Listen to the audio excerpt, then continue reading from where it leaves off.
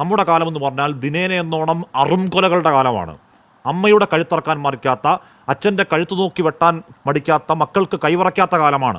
ഇതാണ് ഇവിടുത്തെ വ്യവസ്ഥിതി. We are living in a very cruel society.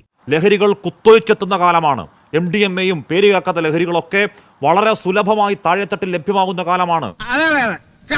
അല്ല നാം എന്താണെന്നും ഉണ്ടായിരിക്കുന്നത് അവൻ എന്തിനുള്ള പുറപ്പാടാണെന്ന് മനസ്സിലാവുന്നില്ല. സർക്കാർ ഒരു ഭരണകൂടം എന്നുള്ള നിലയ്ക്ക് നാടിനെ കാക്കാൻ നമുക്കൊരു ആക്ഷൻ പ്ലാൻ ഉണ്ടോ എന്ന് ശ്രീ അനിൽകുമാർ അതിന്റെ പ്രാക്ടിക്കൽ മറുപടി പറയണം. എന്നെ കുത്തുവാളെടുപ്പിക്കാനാണോടാ ദൈവം നിന്നെ ഇങ്ങോട്ട് അയച്ചത്? അതല്ല, നമ്മൾ ഈ ലോകത്തെ മൊത്തം ഏതാണ്ട് വിശുദ്ധ കൊലപാതകങ്ങൾ, വിശുദ്ധമല്ലാത്ത കൊലപാതകങ്ങൾ, TP ചന്ദ്രശേഖരനെ വെട്ടിക്കീറിയ രീതി, അതൊന്നും പറയാനുള്ള സമയം നമുക്കില്ല.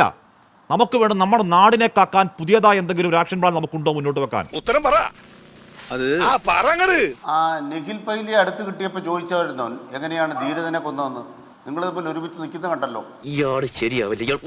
നിഖിൽ പയ്യയുടെ കല്യാണത്തിനെ ഇവിടുത്തെ അരുൺകുമാർ അടക്കം വന്നിരുന്നു, ഇവിടുത്തെ CPM നേതാക്കൾ വന്നിരുന്നു. അവരോട് ചോദിക്കാട്ടോ.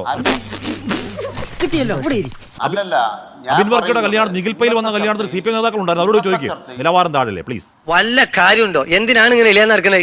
നിലവാരം നിങ്ങൾക്കാണ് താഴുന്നത്. അങ്ങേക്കാ പിന്നെ നാണക്കെടുത്തി. ഇവിടെ നാട് തരിച്ചു നിൽക്കുക. അപ്പൊ ഉടനെ നിഖിൽ പൈലിലോട്ട് പോവാ ശ്രീ അനിൽകുമാർ. നഷ്ടമാണേ. ഇവനെയൊക്കെ പുളിവാറ് കൊണ്ടടിക്കണം. എരിയുന്ന തീയിൽ എണ്ണ ഒഴിക്കലേ റഫീഖ് സാർ. തീ എരിക്കാൻ ഞാൻ പറഞ്ഞോ? അപ്പൊ TP ചന്ദ്രശേഖരനിലേക്ക് പോയതോ?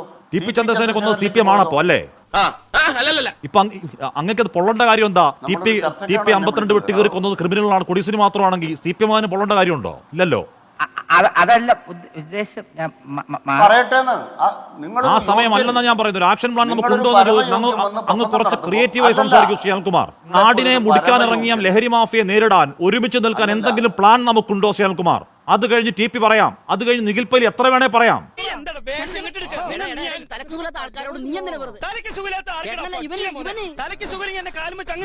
നാടിനെ മുടിക്കുന്ന ഈ വിപത്തിനെതിരായി നമുക്ക് എന്ത് ചെയ്യാൻ കഴിയുമെന്ന ആക്ഷൻ പ്ലാൻ നമുക്ക് ഉണ്ടാക്കാമെന്ന് അങ്ങ് അവതരിപ്പിക്കുമ്പോൾ അവതാരകൻ എന്തിനാ TP-ലേക്ക് പോയത്?